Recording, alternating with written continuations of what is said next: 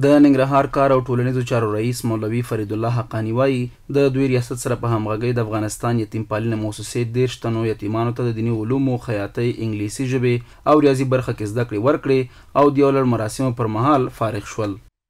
د افغانستان د یتیم پالنې خیري مؤسسې له لوري 13 تنه یتیمان هغوی د خیاطۍ د حرفې څخه فارغ شو چې نن ستاسو په حضور کې او تاسو د دې صحنې شاهدان یاستئ چې دوی ته دلته فراغت غونډه هم منعقد شوې وه او په عمل کې ورته د خپل د خیاطۍ مناسب خپل کټ هم ورته ورکول کیږي. په همدې حال کې د افغانستان یتیم پالنې موسسې مشر محمد صادق صاحب وایي تر دې پخوا یې هم یتیمو ماشومانو ته د ښه ژوند برابرولو په موخه بېلابېلې برنامې ترسره کړي چې پکې یتیمانو ته د باغونو جوړول او همدارنګه دوی ته د غواګانو ورکول دي تر څو پر ځان بسیا او د نورو له احتیاجه خلاص شي.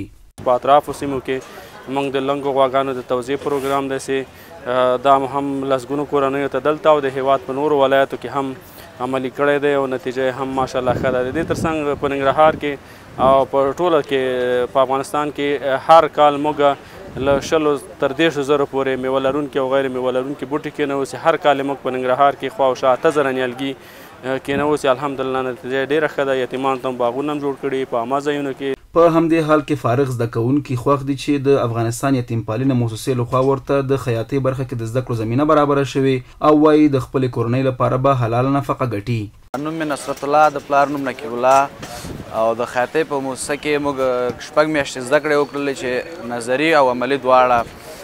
نظري چې د انګلیسي برخه، ریاضي او اسلامیات، او نظري چې عملي چې خیاطي ده، د خیاطۍ برخه کې موږ جوړې ګڼلی شو، مکملې او قیچیکاري هم کولی شو. نوم مې صفت الله دی او د یتیم پالنې موسسې نه ډېره مننه کوو چې موږ ته دا زمینه دا کار موږ ته ښودلی ده.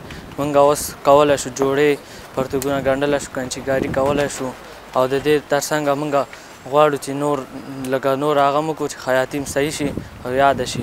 باید یاده شي چې د یتیمو ماشومانو د فراغت په مراسمو کې هر فارغ شوي یتیم ته د 4700 افغانیو په ارزښت د خیاطۍ ماشین او یو شمېر نور د خیاطۍ اړین وسایل ورکړل شول.